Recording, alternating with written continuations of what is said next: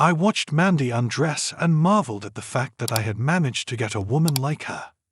When I met her 10 years ago, she was 50 kilos and had not gained a kilo. I never got tired of looking at her. She smiled, looking at me, and said, "I see you still like what you see." She knelt down in front of me, satisfied me, and then pulled me onto the bed. I never managed to get a nap, and in fact, I was almost late for work. Work that evening was pure hell. All I thought about were mini cameras, tapping our phone, and the receiver in the attic. What did it all mean? I wondered what I would find when I returned home. The receiver in the attic could only be checked when I was not at home, and during the holidays I was nearby all the time, except when I was at work. This meant that it could only be checked after 10:45 when I left for work, and before I returned home at 8. This meant that unless someone snuck into the house after Mandy left for work, and before I got home, the inspector had to be Mandy, or someone Mandy let in after I left. Hal's theory was that if I was being followed, they would check the receiver almost every day. The first thing I did when I returned home was go up to the attic. The mini camera Hal installed was connected to a compact video recorder that he hid under the attic insulation. I pulled the cassette out, inserted a new one, and then went down to the basement. My workshop was monitored by a spy camera, but the rest of the basement was empty, so Hal installed a small TV, VCR, and audio cassette player behind the Christmas decorations. I inserted the tape into the VCR and pressed play. It was dark for about 2 seconds, and then the screen showed an image of a hatch to the attic, which was raised and pushed to the side. The timestamp indicated 10:58 p.m., which was just some time after I left for work. Then Mandy's head appeared in the hatch. Until then, even though I knew it was highly unlikely, I hoped that, whatever happened, Mandy wasn't involved, but she was there. I watched as she walked over to the receiving device and pressed the buttons. She watched and listened to what was recorded on the answering machine for about 10 minutes, and then left the attic. I checked the phone wiretapping that Hal installed. It was a voice-activated cassette recorder, and the meter read 217, so I pulled out the tape, put a new one in, and reset the meter. I used headphones in case the spy camera in my workshop was sensitive enough to pick up other sounds in the basement, so I put them on and rewound the tape, then pressed play. A male voice said, "Yes. Good morning. Good morning to you. Is everything okay on your end? Everything seems normal. Nothing unusual. This is good. We don't need any complications. Do you know the plan for the day? Certainly. Just checking. It never hurts to check. Everything will be done. He reminded me last night, so I need to make sure you don't forget. His shift ends in 2 weeks, and he will work afternoons for 4 months. This will certainly be a big help, and it can't come soon enough. Have you figured out how you're going to get around this when he has a day shift? No, not yet, but I'm sure we'll come up with something workable. Call me this afternoon. It won't be until after 4. Doesn't matter. Just be sure to call me and let me know how it went. Goodbye. Bye. I sat there, staring at the tape recorder, thinking, what the hell is going on? What are you doing, Mandy? Hal wasn't surprised when I told him it was Mandy who checked the radio in the attic. Unlike me, he didn't deny it and knew from the very beginning who it had to be. He listened to the telephone conversation and shook his head.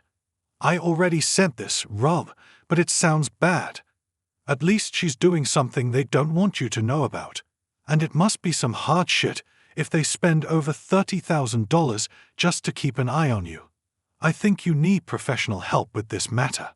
You already said this once. What do you mean by professional help? I mean, you need a private investigator to figure out what Mandy is up to. I can't afford the kind of money it would take to do something like that. This is not necessarily true. You might be able to do this without money. How? The guy I'm thinking about has a private jet. I think he said it was a bonanza for Beechcraft. Maybe you could work on his plane in exchange for him looking after Mandy. He doesn't really need the money anyway. Being a private detective is more like a hobby for him. Hobbies? Yes. He used to be a stockbroker or some other financial genius, and he either made or got a ton of money. And then he retired and opened a detective agency because he always had a dream of being a private detective. It turns out he had a flair for it and was successful at it. But if I were you, I'd wait 2 weeks. Why? Because you will be free at night and in the afternoon. Right now, whatever she does has to be done during the day while she is at work or should be at work. When you are on the swing, she will have both evenings and days to work. This will give Glenn a better chance of quickly figuring out what's going on.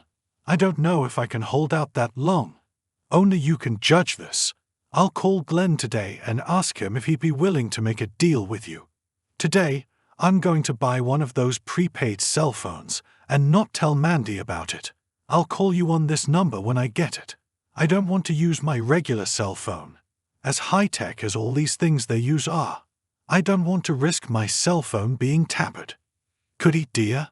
I had to think about it myself. I called Hal at 4 and gave him a prepaid phone number, and he told me that he called a private investigator friend of his, and that the friend was interested in making a deal, and he gave me the man's name and phone number. I called Glenn Hawthorne as soon as I disconnected from Hal, and arranged to meet him the next morning at 11.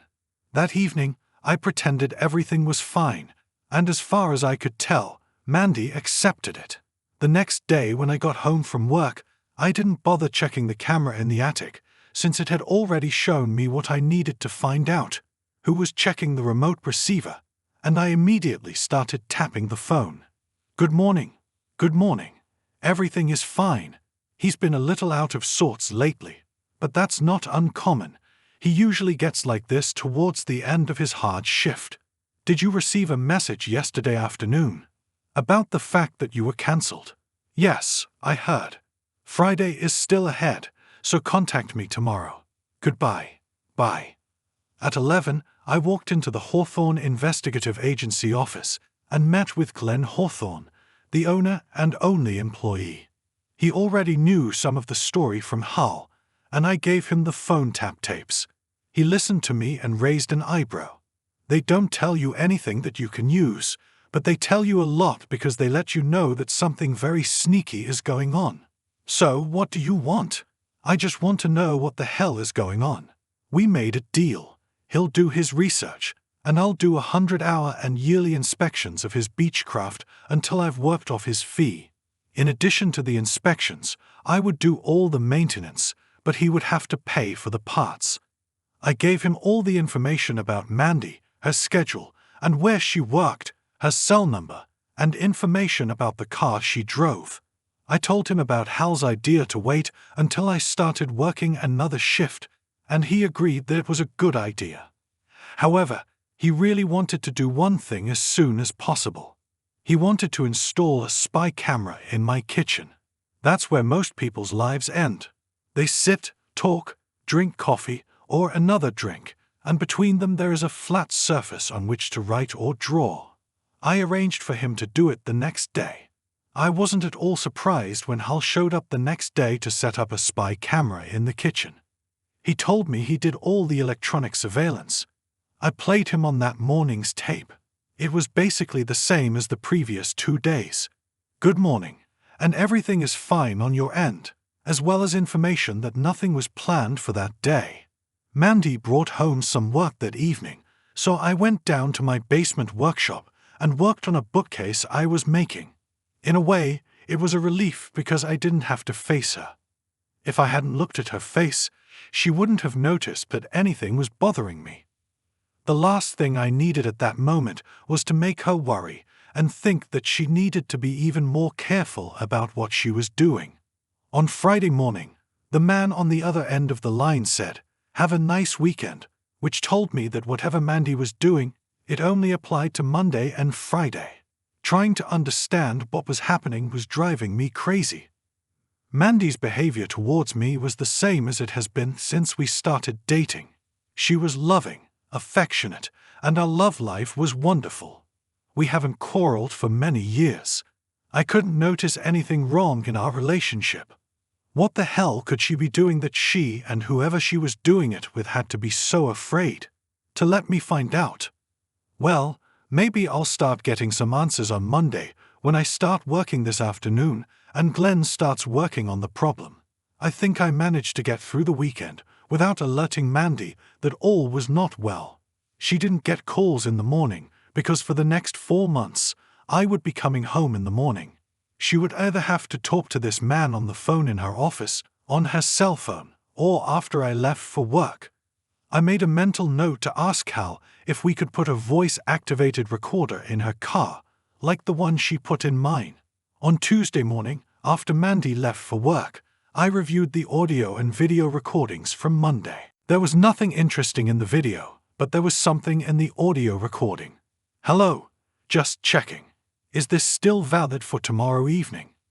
As of 2 hours ago, I don't really expect this to be cancelled. Are you sure everything is okay on your end? There shouldn't be any problems.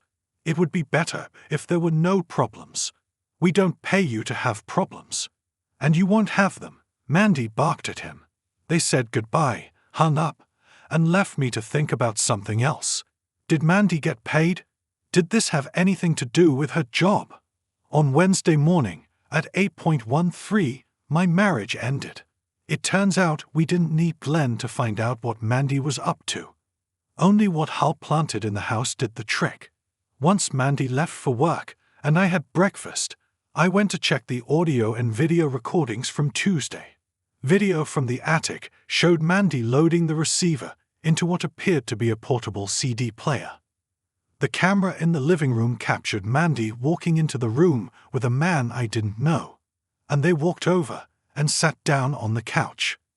The man hugged Mandy and kissed her, and then asked how long he had.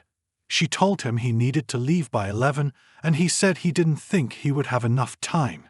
She giggled and said, "You mean you still have something left after spending 4 hours in your hotel room? I can never get enough of you, and you know it. I just don't understand why you insist on making love to me here, in my house and on my bed. Of course you understand, Mandy. You are mine, and the best way to prove it is to see you here, in your home, on your bed, on your kitchen counter, on your washer and dryer, anywhere. Perhaps my husband just has something to say about who I belong to. To hell with him. If he was strong enough to hold you, I wouldn't be here. Would you like something to drink? Why am I trying to prepare you? Scotch tape, if you have it. Of course I have it, honey. I knew you'd be here, so I made sure I had your brand of tape on hand. Did you know that I would be here? Of course I knew it, my love. I know what kind of person you are, and I knew that sooner or later you would want me here. And I don't need this I want you in your own bed nonsense. You want me in my husband's house and in my husband's bed. You want to leave your scent in his house. Take his wife on his own territory and don't even try to deny it. Make yourself comfortable while I get you some scotch." Mandy left the room and the man stood up, removed his pants and underpants, and then sat back down. Mandy handed him his drink. After, he said, "We need to go to the bedroom, baby. Your desire is law for me, my love." Mandy stood up and headed to the bedroom. By then I had tears in my eyes. I loved this woman. Mandy was my life from the day I first met her, and in all the years that followed, I thought she felt the same way about me. Your wish is my law. I was crushed. I forced myself to watch what was happening in the bedroom. I would need some steel in my spine for what was to come, and the more I watched her betray me, the harder that steel became. I heard her tell him that he had to leave. But why? He will be free only at 11:30, and will return home only after 12. We have time. No, we won't do that. I need to take these sheets off the bed and put on clean ones, and then I need to take a shower before he gets home. Don't take a shower. Oh, sure. And what will I tell him? Just tell him you're hot and wet because you got horny waiting for him to come home. Do you really want me to do this? Undoubtedly. She was silent for a moment and then said, "Okay, but if things go badly, you might have to support me when he kicks me out. You will do this. Anything for you, my love. You know it. If he understands and splits, you know about my unchained offer. I will put you up in your own apartment. That's sweet, love, but you really need to go. But be prepared for me to call if he doesn't like how he feels. I thought back to the previous night. Mandy greeted me when I walked through the door. She was wearing a black lace nightgown, high heels, and fresh makeup. I need you, baby. I'm horny as a goat, and I need you. Come on, baby, quickly get into bed.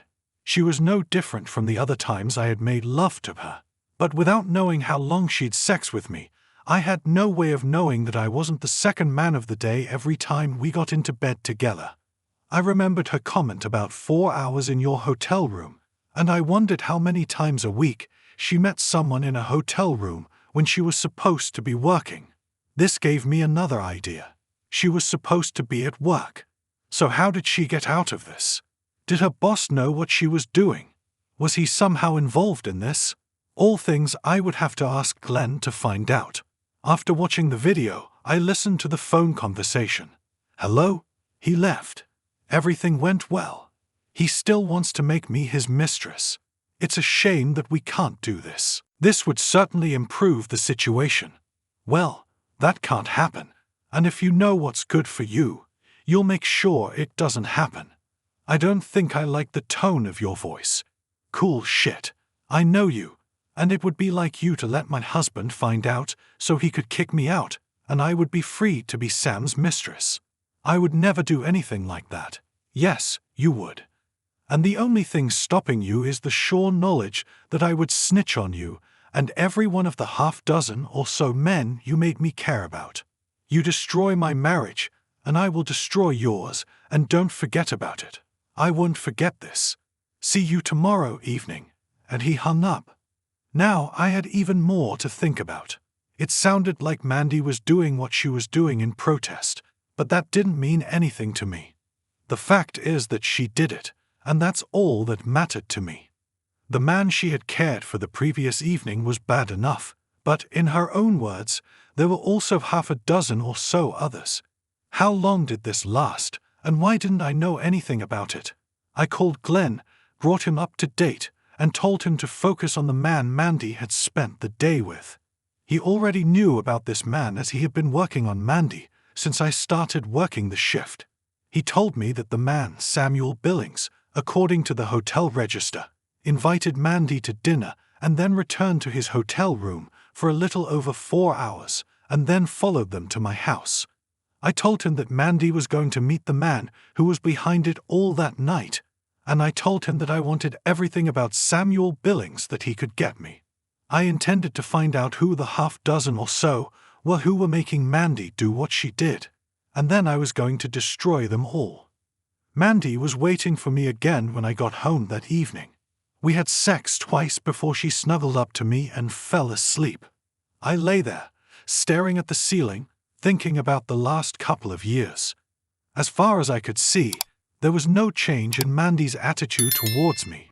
She was gentle and loving, or an excellent actress, and our sex life was as good as ever. There is no way in hell I could point to something and say, here, right here. That's when what she does began. When I finally fell asleep, my head was full of questions to which I had no answers.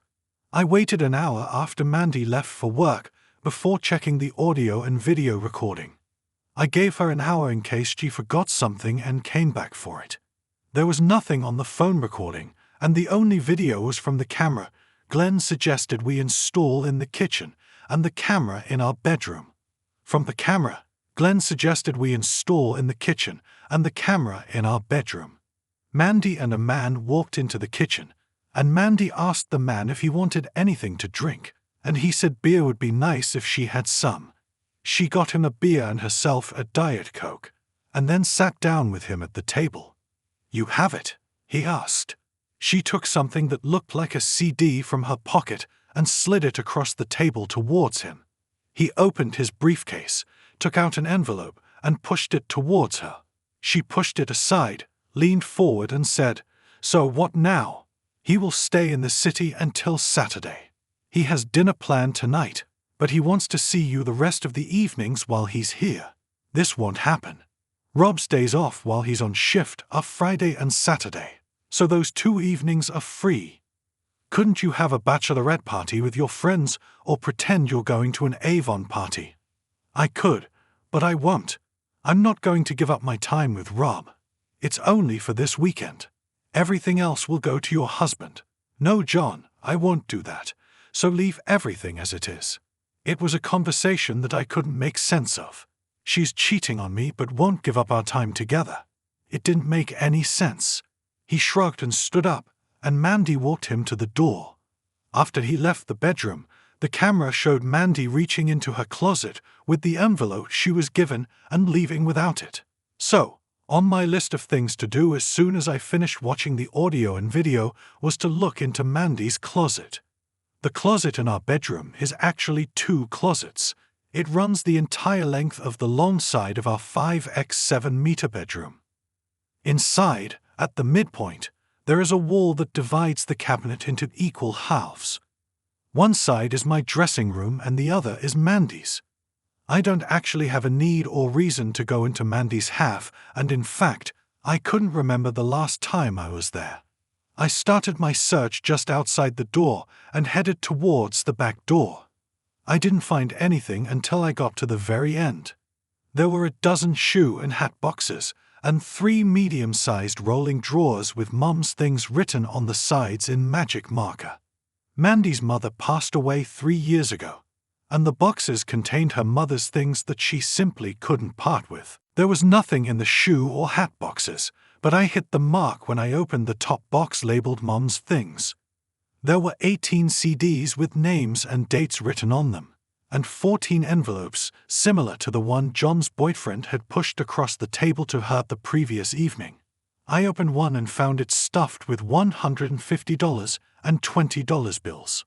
I counted them and found that the envelope contained $6,000. Bills. I counted them and found that the envelope contained $6,000. In the next box, I found her shower bag and a collection of Come Get Me, high heels and lingerie that I had never seen her wear. I also found contraceptives, a diaphragm, and a bottle of morning after pills. This was all good for Mandy because I was infertile due to something I had as a child, mumps, chickenpox, diphtheria, or something like that. The third box actually contained her mother's things. I went and got a pen and a piece of paper and wrote down the names that were on the CDs, and then I went and called Glenn and told him everything I had. After finishing my conversation with Glenn, I hung up the phone, went back to Mandy's closet, and counted the money in the envelopes. The largest amount was $12,000 and the smallest was $3,000. The total amount was $74,000.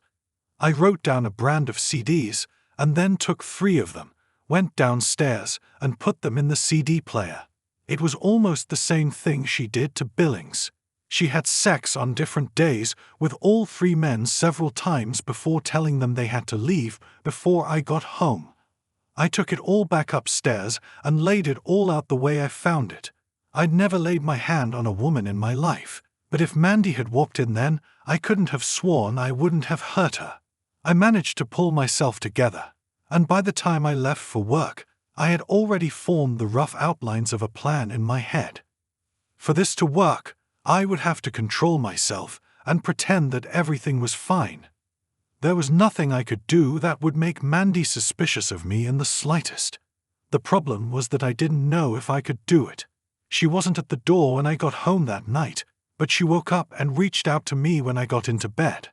I told her I was too tired to have sex, and she told me not to worry, that she would do all the work herself. She slid down and did it all herself, and then she moved closer, snuggled up to me, whispered I love you, and fell asleep again. I lay there staring at the ceiling, trying to piece it all together. Everything she said to me and did to me was what a loving wife would do. But how could she when she did what she did? It just didn't equate.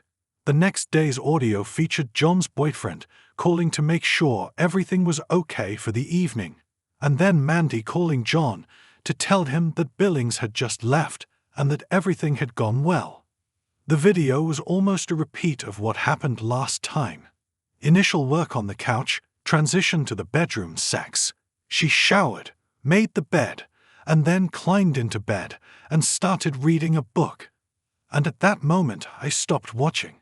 It was my first day off, so I was home when Mandy got home from work. I had dinner ready, and she told me she wanted to take a quick shower before eating. I spent most of the day in a smoky conference room, and I have it in my hair and on my clothes, and I stink.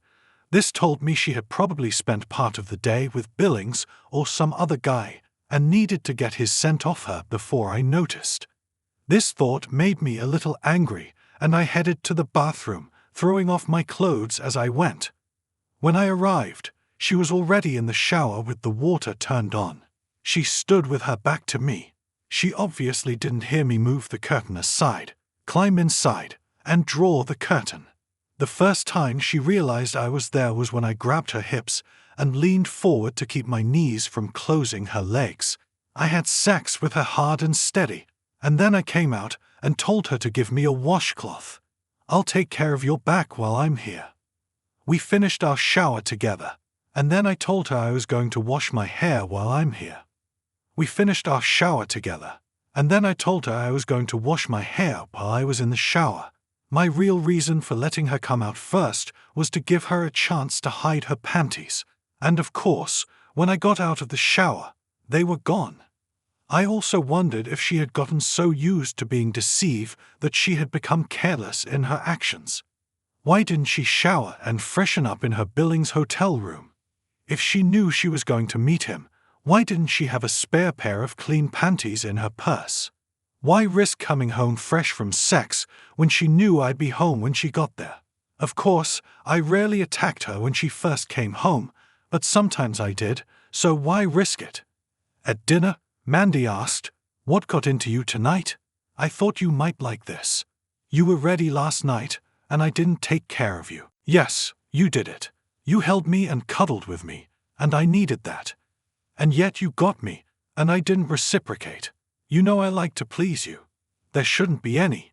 You have to do this to me, because I do this to you. I love you, baby, and I love pleasing you. We made it through my weekend, and I didn't show anything that I liked about her. For her part, she was as attentive and loving as always. One day, when she thought I was dozing on the couch, she came over, leaned over, and kissed me lightly on the forehead, whispering, "I love you," and then walked into the kitchen. I had no doubt that she was serious because she thought I was sleeping, so she wouldn't put on an act, but how could she love me and do what she did? It didn't matter how often I looked at it, or from what angle, it still didn't mean anything. Twice I almost spoke out about it, but both times I stopped because it would mean that I would give up my plan to find out about all the men she dated and get even with them. My revenge was paramount, and if Mandy knew that I knew, she would no doubt let John's boyfriend know, and I would lose the element of surprise. She would no doubt let John's boyfriend know, and I would lose the element of surprise. I didn't want them to see this happen. The only video on Monday was of Mandy checking the radio before going to bed, but it was audio from a tapped phone. "Hello, it's me. Do you have anything for me? Only what happened to him on Thursday evening. I'll pick it up on Monday. Meet me for lunch at Augustino's, and then you can give it to me. Are you ready for Wednesday? The way I will always be. You don't look like you're happy, honey. Should I do this? I certainly hope you show more enthusiasm for your suitors than I'm hearing right now. Have you had any complaints so far? No, and I don't want to receive anything. I'm tired. I'm going to bed." And she hung up. I called Glenn and told him that Mandy would be busy on Wednesday, and he gave me a quick rundown of what he had found out about Samuel Billings. 38 years old, married to Carol for 15 years, and father of Ralph and Kathy. He was the chief procurement officer at Apollo Industries, a company that made something rather secretive for the U.S. Department of Defense.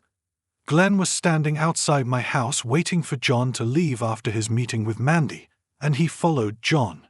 He was still digging, but was able to tell me that John's full name was John David Gaynor and that he was the Vice President of Sales and Marketing for Maxim Corporation, the company that did the design and manufacturing. Glenn was hoping that he would have something else for me in a couple of days.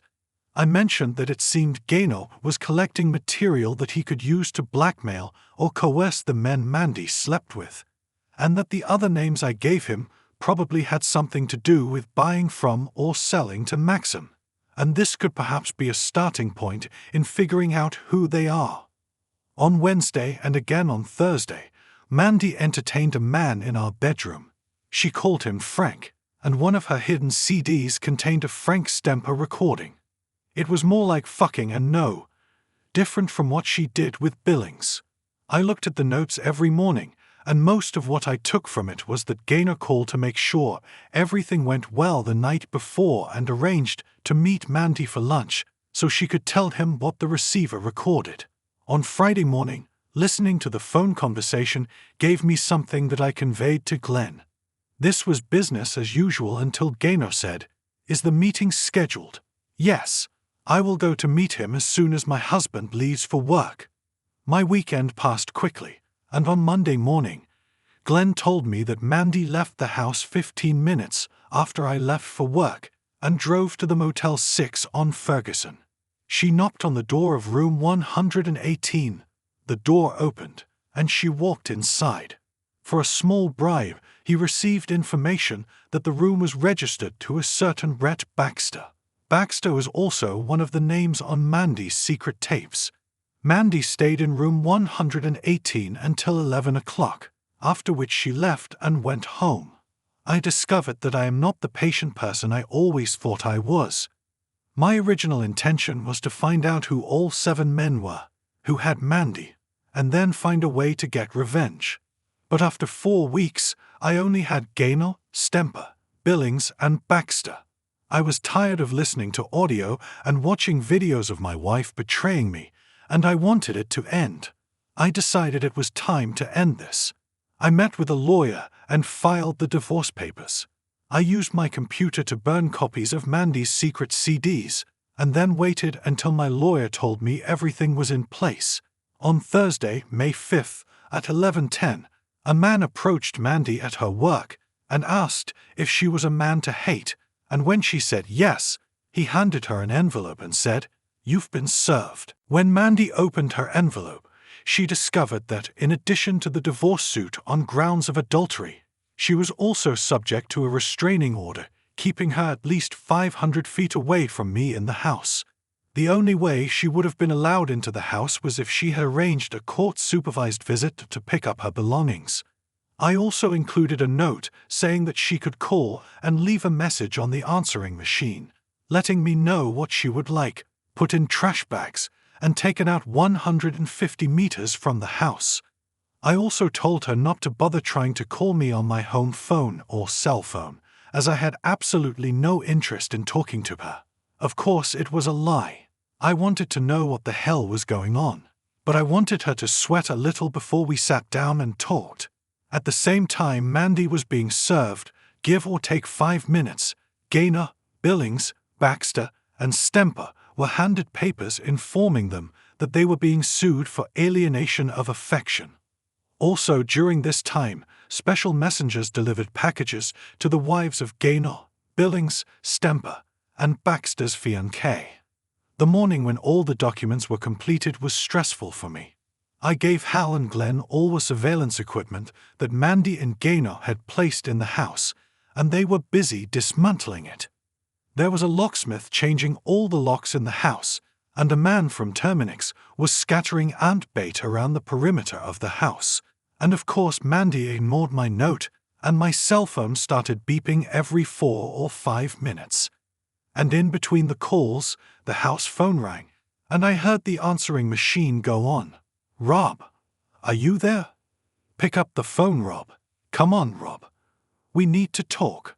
I ignored both phones, even though Hal and Glenn had removed all the devices that Mandy and Gaynor had installed in the house. I asked them to leave what they had put in. I ignored Mandy's attempts to contact me and waited for what I knew would happen next. I knew Mandy would ignore the restraining order, just as she ignored my note asking her not to bother calling me.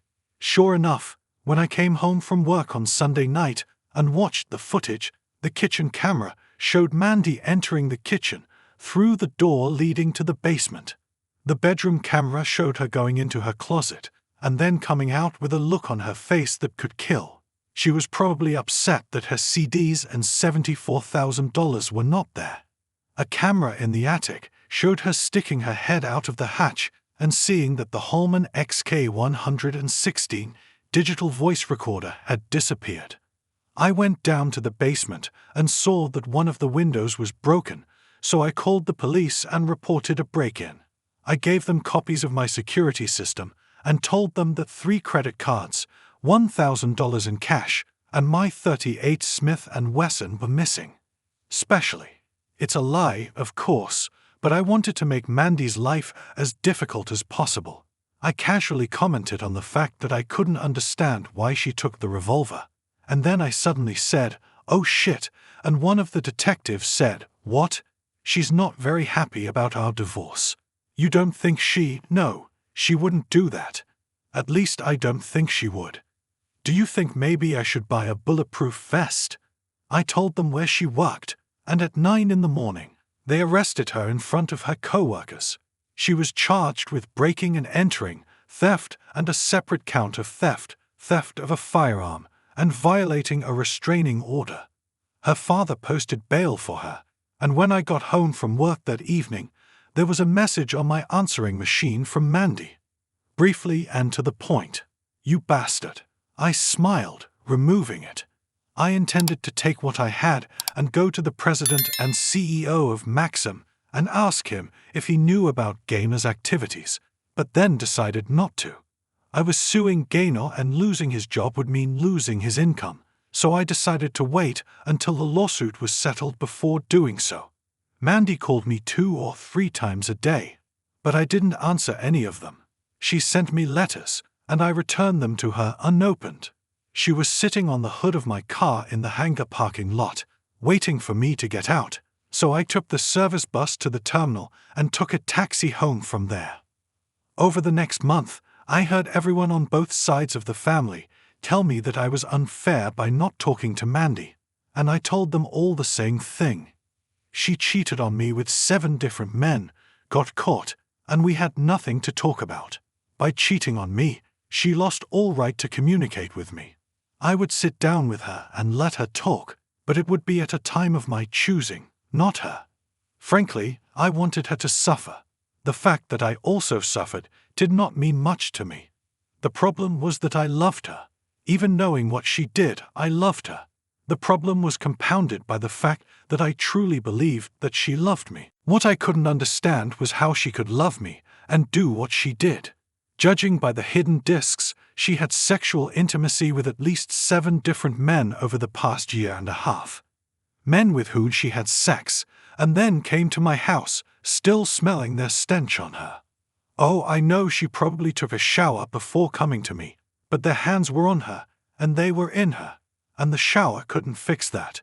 I did not move in the same social or business circles as Gaynor, Billings, Baxter, or Stemper, so I had no idea how they dealt with their wives and fiancés, but my lawyer told me that their lawyers had contacted him. Gaynor and Baxter denied everything, and said they would go to court and try their luck. Billings and Stemper offered to settle out of court, and I told my lawyer to go ahead and settle the case. I didn't want a protracted legal battle. I just wanted to hurt those bastards. I sent a note to Baxter and told him that, although I had made sure his wife knew what he was doing with mine, I had not yet shared that information with his employer, but that could change at any moment. 2 days later, he offered to settle the matter. Gaynor remained. He was the person who pulled the strings, Mandy's pimp, so to speak, and he was the one I really wanted to hurt. But all I had on him were a few taped conversations and a video of him sitting at our kitchen table, handing Mandy an envelope and receiving a CD from her. To get it, I would need a lot more, and there was only one place where I could get it. The next time Mandy called, I answered the phone. "Hello? Rob?" This the phone. Hello. Rob. This is Mandy, yes? How are you? It's been better, but not recently. I'd like to talk to you, Rob. About what? About the mess we found ourselves in. What kind of outrage could this be, Amanda? I separated myself from the mess you created in my life. Please, Rob, I love you. I need to explain what happened. It wasn't what you think. Please, Rob, please let me talk to you. I gave her about 5 seconds of silence and then said, Okay, Amanda, home at 7 in the evening. But I have some questions, and I'd better get honest answers. The first time I even think you're not being honest with me. You'll walk out the door and there won't be a next time. You have one chance and that's it today. You understand? Yes, I won't lie to you, Rob. I promise. Will this be anything like the promise you made to me when we got married? You know, the one where you promised to be faithful to me. I'm sorry, Rob. I probably deserved it, but there will be no lie. See you tonight. Goodbye. She parked in front of the house at 20 minutes to 7. I don't know if she was sitting there trying to work up the courage to face me, or if she felt that since I said 7, she had better follow my instructions to the letter and didn't want to be a minute late. What I do know is that watching her walk up to the house was painful. She was as beautiful as always, and being away from her was killing me. She rang the doorbell at 7 o'clock sharp. I let her in and told her we would use the kitchen. When we got there, I pointed to a chair and said, You sit there and I'll sit here, where Gaynor was sitting when you gave him the recording, and he gave you the envelope with the money. I saw the look on her face when I said this and explained, You weren't the only one who had hidden cameras in the house. This should tell you that I know a lot more than you think. I have a way of knowing if you try to lie to me discreetly. I told you, Rob, no lies, and I wasn't joking. I placed the recorder on the table in front of me, pressed the record button, and said, Okay, Amanda, you called this meeting. She looked at me and was silent for a moment, and then said, I need you to know one thing, Rob. I need you to know that I love you.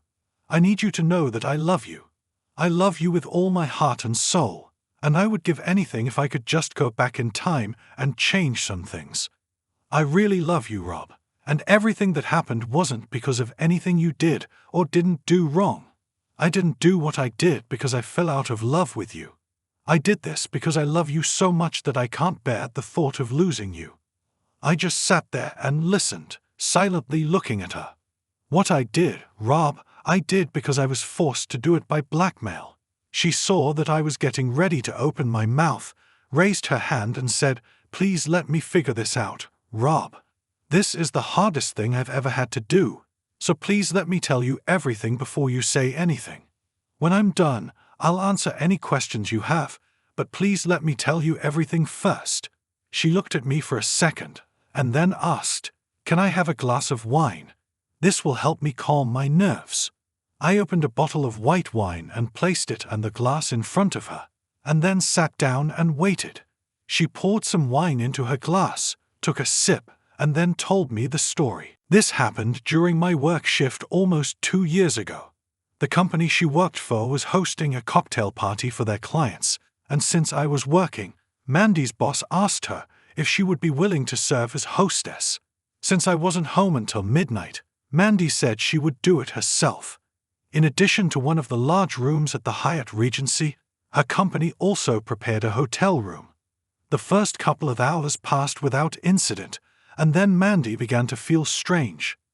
She felt a little disoriented and woozy, and her boss told her to go up to the hotel room and lie down. She didn't remember the next part, but she knew it happened because they showed her the video. Phil, her boss, came up to check on her, and when he leaned over to ask if she was okay, she grabbed him by the tie and threw him onto the bed. She rolled on top of him and kissed him, and then unzipped his fly and lay on top of him. I knew Phil and I liked him. I knew him well enough to know that he would never hit on Mandy. But I also knew that he wouldn't fight her off if she was the aggressor. Before Phil could walk out the door, Baxter came in, and after Baxter, 3 men she didn't know appeared. By the time Baxter made out to her for the second time, she was beginning to realize what was happening. But she couldn't stop it, and by the time the other three came back for a few seconds, she was already a passionate participant. It was the night Phil called you and told you that the company put me in a room because they thought I drank too much. Baxter and the three men took turns watching her until about 2 a.m. and then left. The next morning, Amanda woke up with a headache. She cleaned herself up and got to work. She hadn't seen the video yet, so she didn't know about Phil and wondered why he had been avoiding her all day. She did know that she had been fucked by 4 men she didn't know, and when she came home from work that evening, she was determined to tell me what had happened. But as soon as she saw me, she lost her nerve. She went to work the next morning, determined to be brave enough to face me when she got home that evening. But at 11:30, Phil called her into his office, and John Gaynor was there. She knew that Gaynor did a lot of business with the company, but she didn't realize how important he was until Phil said, "John needs to talk to you about something. Why don't you have a longer lunch?" She couldn't understand what Gaynor wanted to talk to her about, but everything became clear when they got to the restaurant. He slid 6 photographs across the table toward her and casually asked what I would think if I received copies, or maybe even a copy of the video. I couldn't let you see those photos, and if there was a video, it could only be 10 times worse than the photos. Even though I thought I liked it, I knew I didn't do it on purpose. She later learned that Baxter had told Gaynor that he would like to have sex with Mandy, and Gaynor asked what it would cost to be able to do so. Baxter said that for something as sweet as Mandy, he would give his entire business to Maxim, not just part of it. Gaynor said, agreed. Gaynor slipped Mandy a date rape cocktail. Apparently he did this often and always had some in his car, briefcase, or pocket. When Phil told Mandy to go up to the hotel room, apparently, he did this often and always had some in his car, briefcase, or pocket. When Phil told Mandy to go up to the hotel room, Gaynor said he was going up to his room and offered to walk Mandy up to her room and make sure she got there safely. He laid Mandy on the bed and then hurried upstairs to the room he had already rented. He planned to set up a buyer from another company with an available girl and record it on tape. He hurried to the room, took the camera, and took it back to the hotel room. He hid the camera, turned it on, and followed Baxter. By the time he returned to the room, Mandy and Phil were already there. The deal was simple. Gaynor needed a favor, and if Mandy agreed to do it, he would give her the photos and videos. The favor consisted of him spending the day with one of his clients. She had to, simply had to, have these photos and the accompanying video, and given what she'd already been through, what was one more thing? One more, and she would have gone under the hammer. She would still tell me what happened, but she would tone it down a little, perhaps limiting it to telling me about Baxter. But the most important thing was that I would never see the photos and videos. She agreed to provide a one-time service. She spent the afternoon in a hotel room with his client, and Gaynor gave her photographs and video footage of the cocktail party. She destroyed them, and then started working up the courage to face me and tell me about the cocktail party and what happened. I was working overtime that night, so her confession would have to wait until the next day. The next day, Gaynor called her and said he needed another favor. He had another client to take care of. She laughed at him and told him not to forget about it. Now that she had the photos and videos, he had no power over her. Gaynor then told her that yes, she did have the originals, but he had copies. And he also had a recording he had made of her while she was courting his client the previous afternoon. Since then, she has become Gaynor's little girl, to prevent any attempt she might later make against him by going to the authorities due to him blackmailing her. He began paying her commissions on sales, which happened after she took care of one of his friends, and he did it in his rented apartment, so he filmed her taking the money and putting it in her purse. The furnishings in our home served a dual purpose. Firstly, to record her meetings at home, and secondly, Gaynor wanted to keep an eye on me to see if I became suspicious and started checking Mandy. He had a good relationship with her, especially with guys like Baxter and Billings who kept coming back for more. And he didn't want to lose them, so he kept an eye on me to adapt if I started to get suspicious. Mandy finally woke up to the fact that if he could use the tapes against her, then she could use them against him, and she began making 2 copies of everything she captured from the receiver. She kept one set for herself, and when the time came she was going to tell Gaynor no more. And when he threatened to show her the tapes, she told him that if he did, she would snitch on him to every guy she was with. He forced her to have sex, and when was this supposed to happen? As soon as I have $100,000. I was going to tell you what I did, and I wanted to have enough money to come back if you threw me out. What if I throw you out? Did you think that maybe I wouldn't do this? I hoped that you could love me as much as I love you, and you would understand why I did what I did. I didn't want to lose you, Rob, and I still couldn't understand that I wouldn't have done it if you'd ever seen that videotape. I had no choice, Rob. I didn't dare risk you staying with me after watching the video. I wasn't sure what the outcome would be if I just came out at a cocktail party, but without the video, I thought maybe I just had a chance. I wouldn't have any chance at all if you saw me with Baxter and those others. How many times did you have to persuade Phil to let you play in hotels all this time? The only time I did anything with Phil was the night of the party. He gave me paid time off any time Gaynor said he needed me. He didn't really want to, but Gaynor showed him pictures of Phil and I doing it and suggested that it would be a shame if Phil's wife got the video. I guess Phil will fire you now that I've warned everyone. No. Phil and I talked about something, and we were both holding our breath to see what Gaynor could do. He can't hurt me anymore, and he has no reason to hurt Phil, but who can say for sure? Phil knows I wasn't myself that night, so we were able to get back on good terms. And that's all. Anything else before you go? She hesitated for a few seconds, and then spoke. I was hoping that I could convince you to give me the money you took from my closet. Now that you kicked me out, I could take advantage of it. Sorry, but you'll just have to consider this the price you paid for stabbing me in the back. I might consider giving you some of the money if you agree to testify against him, if I end up suing him. Of course I will do it, and I'll do it for free. I'll let you know. And I stood up, making it clear that, as far as I understood, her visit was over. She looked up at me. Is there really no chance, Rob? Is there really no chance that we can get through this and stay together? I love you, Rob. God knows what I love.